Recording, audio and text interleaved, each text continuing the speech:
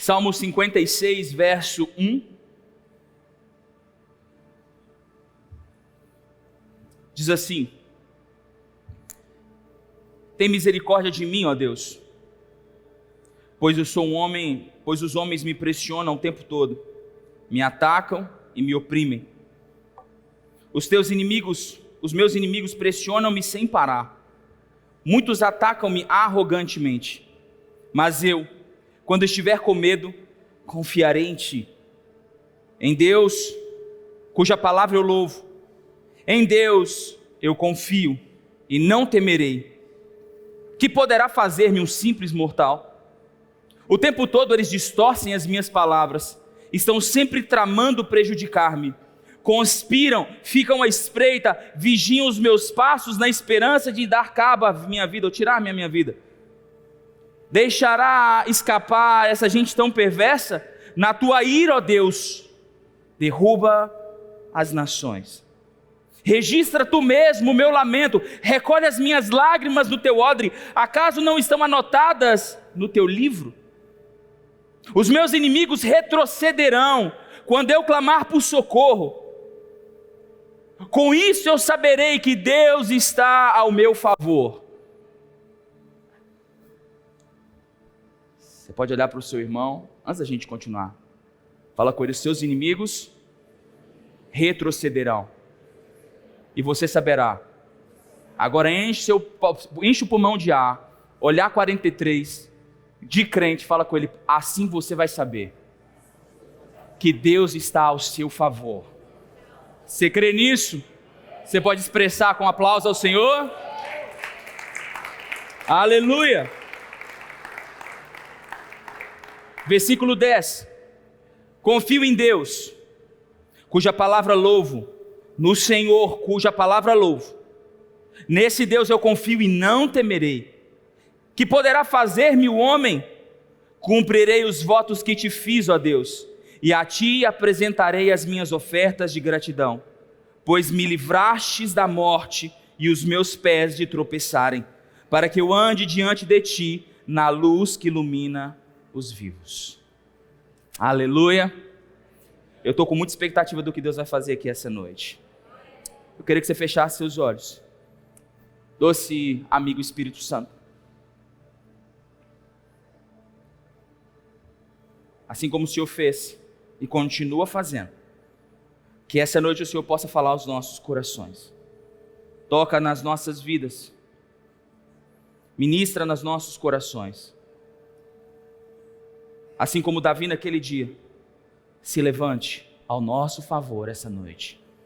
E toda honra e glória será sua e somente sua, em nome de Jesus. Amém. Eu não tenho muito tempo, então eu quero ser bastante rápido no que eu vou dizer para a gente, que a gente possa orar, para que a gente possa orar. Salmo 56 é um salmo chamado um dos salmos de ouro de Davi. Davi mesmo escreve, um jovem de 22 anos de idade.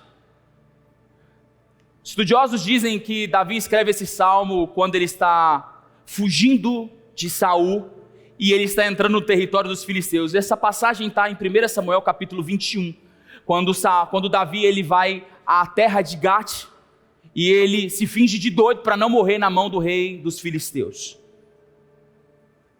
Davi aqui está sozinho, fugindo do rei que prometera casar com a sua filha, dar a sua filha em casamento, entesourar, tirar todo o tributo que ele pudesse pagar, mas agora o rei estava correndo atrás dele para matar, os inimigos estavam espreitando ele.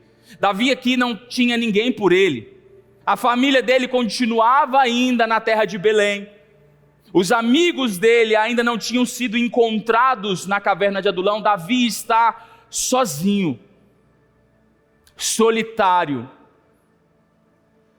com medo, numa terra de inimigos, com 22 anos, aproximadamente, um menino, com inimigos que não só inimigos pessoais, mas inimigos poderosos, insistentes e influentes. O inimigo de Davi não era nada mais, nada menos do que uma nação inteira, ou duas nações inteiras. Um jovem rapaz, um garoto de 22 anos, com duas nações querendo a cabeça dele. Sabe? Em alguns momentos da nossa vida nós passamos por crises. Em alguns momentos nós nos colocamos numa posição onde nós não temos saída. Existem momentos na nossa jornada que Deus nos coloca num lugar de solitude. Solitude não é solidão, solidão é algo que a alma produz, mas solitude é um lugar onde Deus nos coloca para nos aperfeiçoar para um propósito maior. Quem é solitário é alguém que decidiu viver sozinho. Alguém em solitude necessariamente não está buscando viver sozinho. Então agora Davi está sem experiência, com inimigos poderosos atrás dele, e ele não tem nada além do próprio Deus. Então ele, com medo, ele diz: tem misericórdia de mim, Deus, porque as pessoas estão procurando me matar, o tempo todo me atacam e me oprimem. A Bíblia diz que em 1 Samuel 21, quando Davi entra no território de Gate, os homens pegam Davi e levam na presença do rei, e a Bíblia diz que as pessoas apresentavam Davi para o rei dizendo: esse não é o Davi, que cantavam canções sobre ele dizendo: Saul matou milhares, mas Davi matou suas dezenas de milhares. Um jovem de 22 anos com medo da morte se fingiu de doido para sobreviver. Tem hora que a gente tem que se fingir de doido sobre certos argumentos, fingir que não ouviu e sair pela tangente se a gente quer ser filho de Deus. É verdade ou não é? Tem hora que a melhor arma que nós temos é fingir de doido.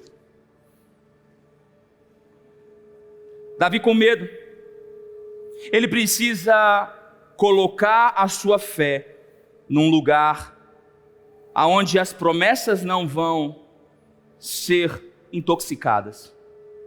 E eu acredito que a primeira coisa que Davi ele promove diante de Deus é exatamente reconhecer que ele estava com medo.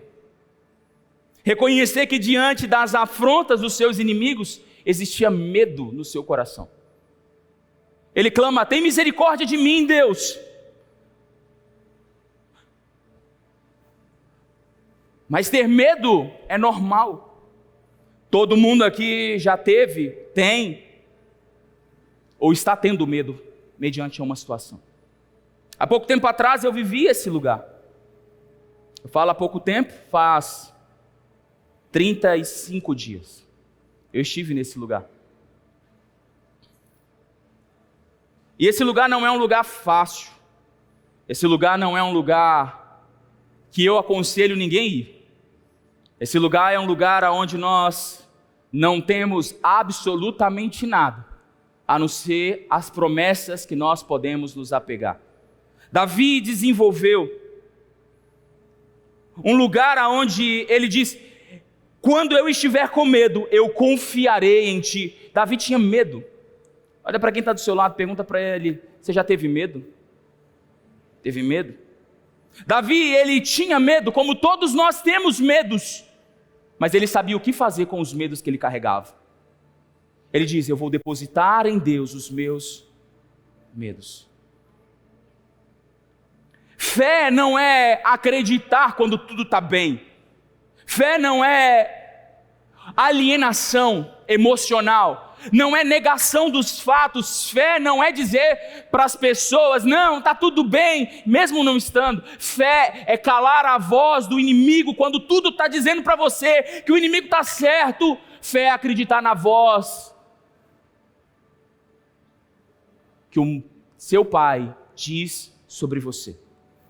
Fé não é negar, fé não é dizer para as pessoas, fé não é positivismo, fé não é técnica, fé é decidir não ouvir outra voz dentro de você que não seja a voz do Espírito Santo.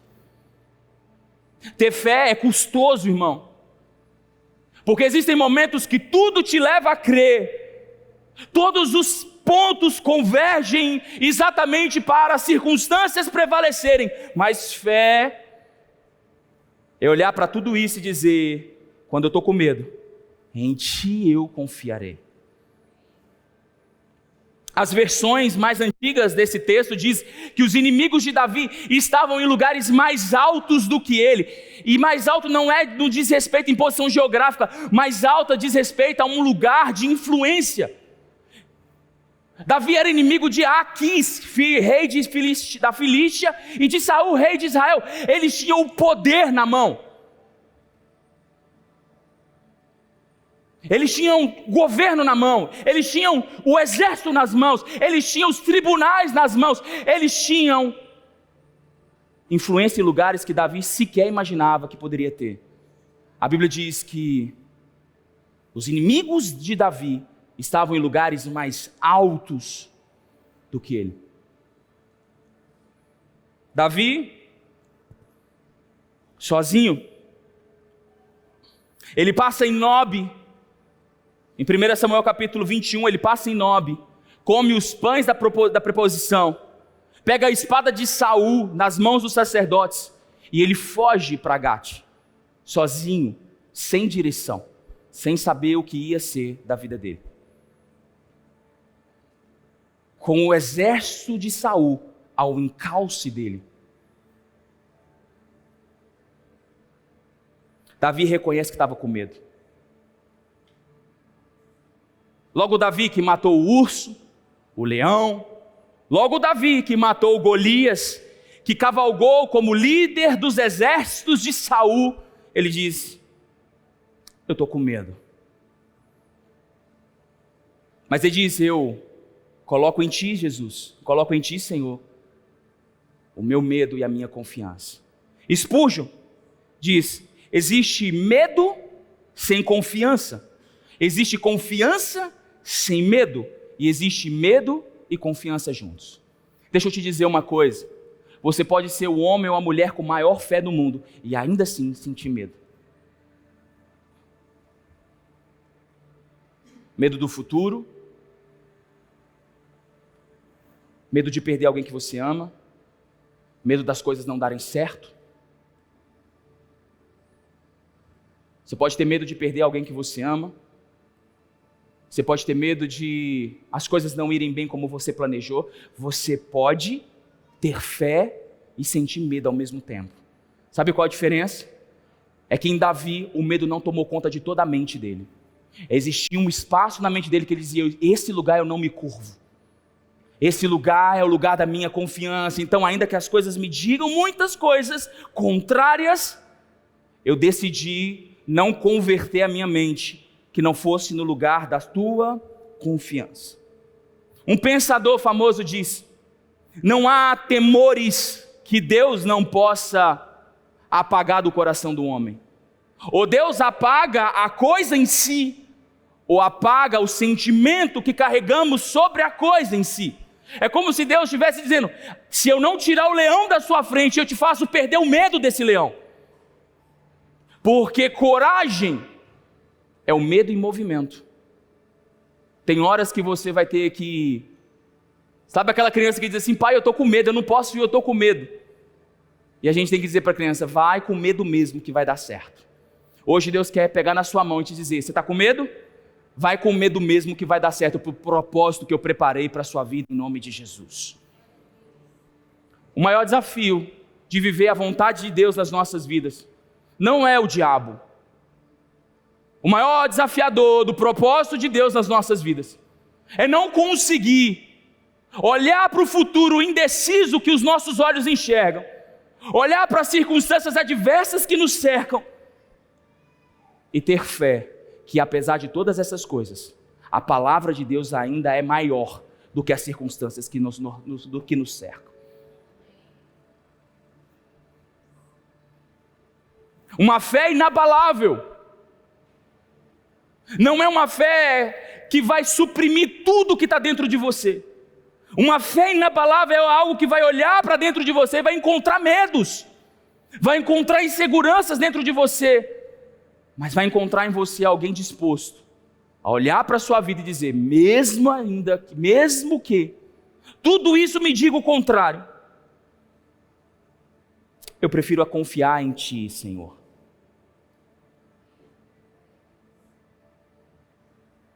Todos nós já passamos por crises. Todos nós passamos ou estamos passando por algum nível de crise. Alguns de nós o diabo tem tentado dizer, ei, você já perdeu, meu campeão. Essa já foi, esse lugar não é seu. Essa palavra não é sua. Essa fé que você tanto insiste, não é para você. Essa bênção que você tanto espera, isso não é para você. Como diz a mulher de Ló, abandona esse Deus e morre. Mas eu vim aqui em nome do Senhor para dizer para você que você pode ter medo, mas o medo não pode te ter. Sabe o que eu quero dizer? Que você pode ter medo, mas esse medo nunca mais vai fazer você paralisar, porque hoje Deus começa a te colocar em movimento em nome de Jesus. Você crê nisso? Dá uma olhada para o seu irmão e diz para ele, você não vai ter medo mais. Você não vai ter medo mais. Acho que vocês estão com medo de falar isso. Olha para o seu irmão, fala, você não vai ter medo mais. Você crê nisso? Você pode aplaudir o Senhor? Aleluia! Ele está só, numa terra estrangeira, com inimigos ao seu encalce, tudo conspirando contra ele, todo mundo querendo matar ele. Logo ele, irmãos, ele foi para a terra de Gate. A Bíblia diz que ele chega em Gate. Sabe quem morava em Gate? A família de Golias, o gigante que ele tinha matado, que ele ficou famoso porque matou. Ele chega na terra, ele afronta a família porque ele está ali. Imagina você perder um ente que você ama e o assassino chegar na porta da sua casa.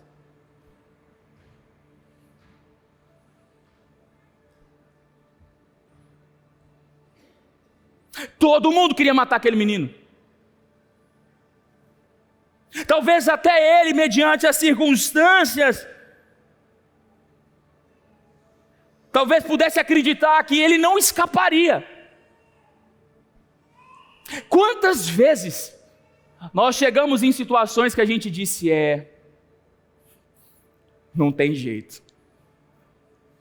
Mas sabe o que sustentou e ainda sustenta os homens de Deus?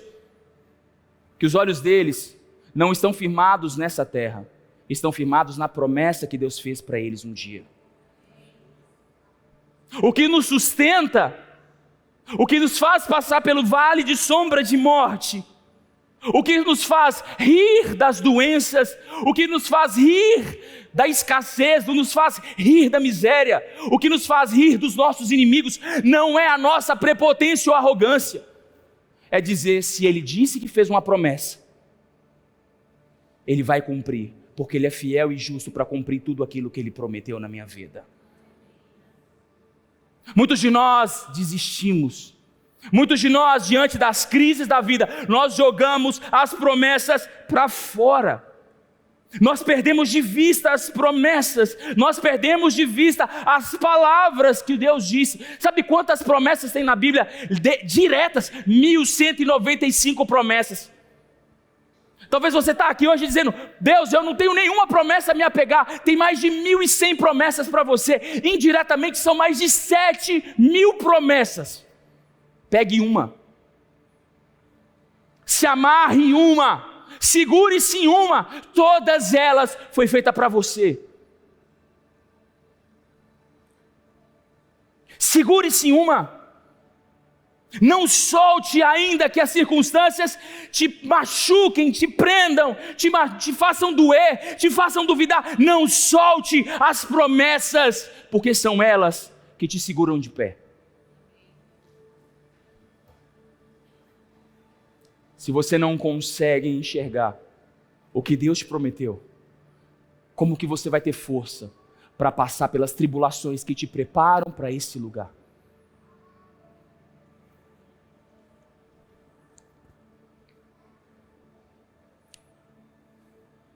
Eu quero dizer algo melhor. A sua crise é apenas mais um capítulo da sua vida. Amém?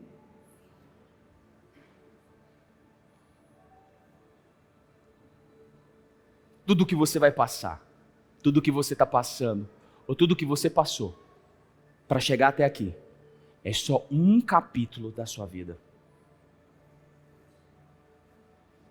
Vai passar. Vai passar. As coisas boas que você está vivendo hoje, vai passar. As ruins que você está vivendo hoje, vai passar. Tudo vai passar. Aleluia. Aleluia. Você pode dizer com mais entusiasmo, tudo vai passar. Tudo vai passar. Sabe a única coisa que não vai passar? Jesus disse, terra e céus passarão, mas as minhas palavras não passarão. Pastor, mas o senhor não sabe o que eu estou vivendo. É briga em cima de briga. É fracasso em cima de fracasso. É problema em cima de problema. O senhor não conhece meu marido, pastor? O senhor não conhece, aquele homem é bruto. Parece o Shrek. Pastor, eu não conheço muito de Bíblia, mas minha mulher é aquela mulher do provérbio que pinga igual uma goteira dia e noite na minha cabeça, pastor. O senhor não conhece ela. Pastor, meu menino, você não aguenta, rapaz. Pastor, nada que eu faça na minha vida dá certo. Já fiz de tudo, nada dá certo. Você pode dizer para quem está do seu lado, é só mais um capítulo. Quando nós enxergamos que o livro é maior do que o capítulo, e que a promessa é maior do que as circunstâncias, então ainda que eu passe no vale da sombra da morte, eu não temerei mal algum, porque tu estás comigo. A tua vara e o teu cajado me consolam. Preparas uma mesa diante dos meus inimigos, unge a minha cabeça com óleo e faz o meu cálice transbordar diante dos meus inimigos. Nós não podemos mais viver uma vida medíocre, acreditando na sazonalidade dos bons e dos maus momentos. Deixa eu olhar, olha para mim, eu quero que você preste muita atenção no que eu vou dizer. Não viva uma vida pautada na sazonalidade dela. Sabe o que é sazonalidade? Um dia você está bem, um dia você está mal, um dia você está bem, um dia você está mal, um dia você está bem, um dia você está mal. Um dia as coisas estão dando certo, umas coisas estão dando errada. Um dia as coisas estão dando certo, um dia as coisas estão dando errada. Um dia está tudo bem, um dia está muito mal. Um dia está todo mundo feliz e um dia está todo mundo triste. Como não ser assim, pastor? Quando os seus olhos, ainda que as circunstâncias estejam difíceis, conseguem olhar para a promessa que Deus te fez. Quantos aqui carregam uma promessa dentro de si? Levanta a mão para que eu possa te ver. Quantos aqui carregam promessa? Levanta a mão. Dá uma olhada para o lado agora, vê se seu irmão não está carregando. Eu quero que você levante a mão do seu irmão agora. Fala, Deus vai te dar promessas em nome de Jesus. Deus vai dar promessas para vocês. Está na hora da gente reivindicar as nossas promessas. Está na hora da gente reivindicar, dizer, ei Deus, lembra de mim. Ei Deus, eu não estou apegado às circunstâncias, mas eu carrego uma promessa, então ei Deus, se levante em meu favor. A Bíblia diz no livro de Números, capítulo 10, que todas as manhãs Moisés se levantava e dizia, levanta-te Senhor, e que fujam diante de ti os teus inimigos. Nós nos esquecemos quem somos. O medo faz a gente se esquecer quem a gente é. Rouba de nós as promessas. Tira dos nossos pés o chão para pisar. Tudo fica fluido, tudo fica líquido. Começamos a tropeçar nos próprios pés. E nos esquecemos quem somos.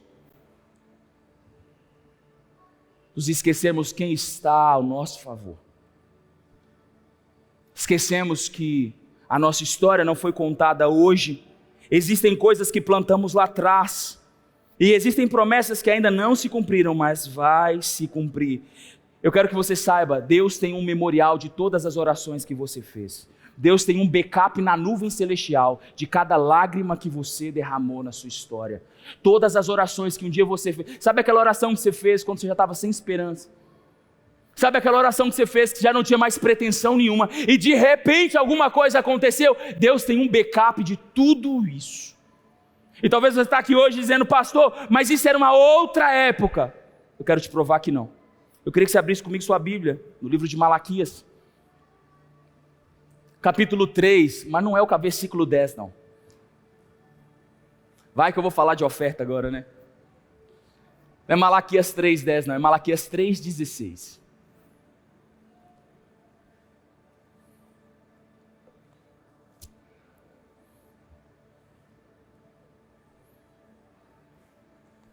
Depois aqueles que temiam o Senhor conversavam uns com os outros, e o Senhor ouviu-os com atenção. Foi escrito um livro como memorial na presença acerca dos que temiam o Senhor e honravam o seu nome. Existe um memorial de Deus na sua vida, amém? Deus está vendo você. Você crê nisso? Eu queria que você entendesse o que eu vou dizer. Deus está vendo você. Deus está enxergando tudo que você está passando. Você crê nisso? Eu acho que é tempo da gente falar sobre isso. Deus está enxergando tudo que você está passando.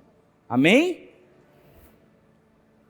No dia que eu agir, diz o Senhor dos Exércitos, eles serão o meu tesouro pessoal. Eu terei compaixão deles como um pai que tem compaixão dos filhos que obedece. Então vocês verão novamente a diferença entre o justo e o ímpio, entre aqueles que servem a Deus e aqueles que não servem. Posso dizer? Quantos filhos de Deus nós temos aqui essa noite? Eu preciso que vocês me ajudem. Quantos filhos de Deus nós temos aqui essa noite? Um dia Deus fará a distinção de você e daqueles que não servem a Deus. Um dia todo olho verá que a sua fidelidade trouxe honra da parte de Deus para a sua vida. Um dia, ainda que não nessa vida, um dia, aqueles que zombavam, aqueles que não temiam, aqueles que zombavam da sua fidelidade, e isso não é um discurso triunfalista, isso não é você vai ficar no altar, todo mundo vai te aplaudir, não. Um dia, Deus vai fazer distinção do que você plantou para aqueles que não plantaram nada. Você crê nisso? Nós precisamos voltar a confiar que Deus irá se levantar quando nós precisarmos. Nós precisamos voltar a interceder, sabe aquela intercessão que rompe com sentenças? Aquele lugar onde a gente entra e diz, Deus, eu não vou sair daqui até o Senhor se levantar. Eu não me movo daqui até o Senhor falar comigo. Se nós não estivermos confiados de que Deus está pronto para nos agir, pronto para estar conosco. Paulo diz, se Deus é por nós, você pode me ajudar? Se Deus é por nós, quem poderá nos resistir? Quem poderá resistir o Deus vivo? Davi olha para a sua situação e diz, os meus inimigos são carne. Sabe o que Davi está dizendo? Eram inimigos poderosos, eram reis na terra. Davi está dizendo, ei, eles são pó.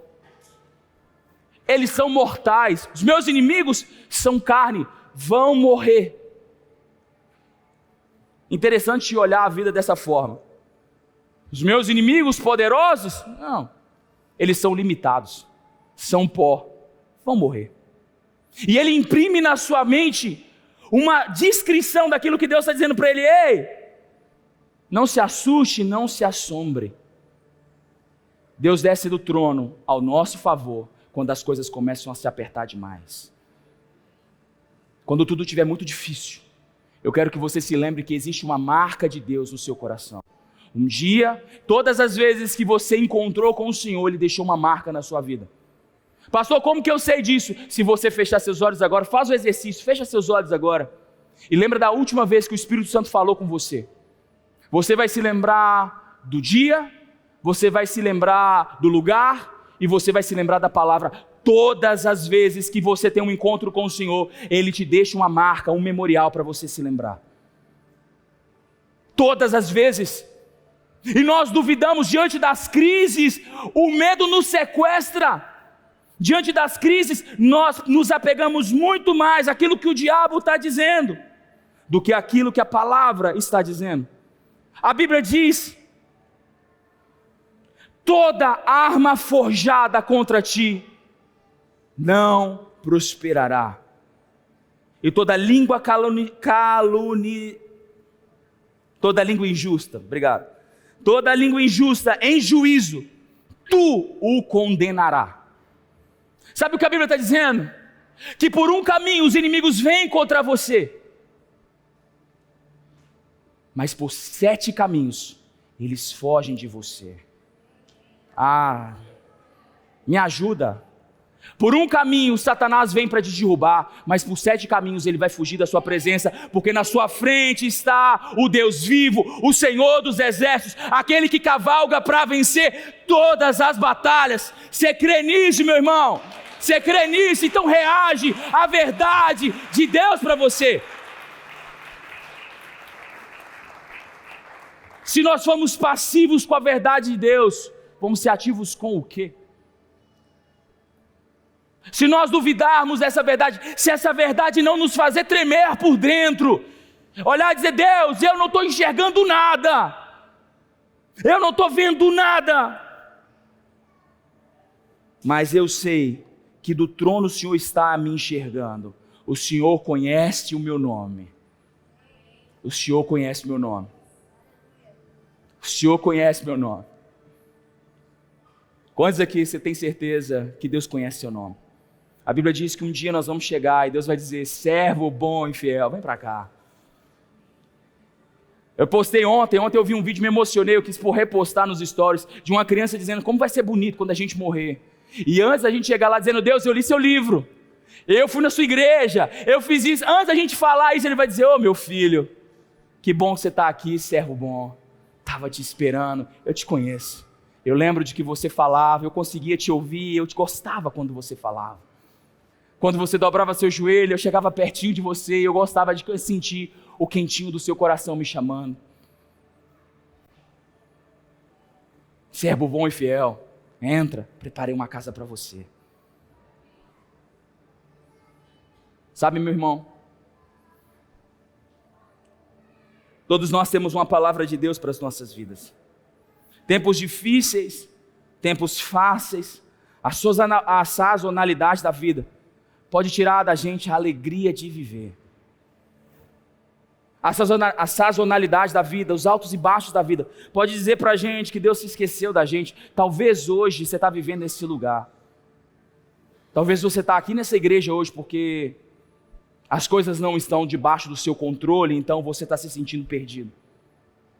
Se eu quero te dizer uma coisa, talvez você está aqui e você só está aqui porque você ainda tem um fio de esperança que aquela promessa um dia vai se cumprir, mesmo que você não esteja vendo nada. Deus, eu carrego uma promessa, mas nunca aconteceu.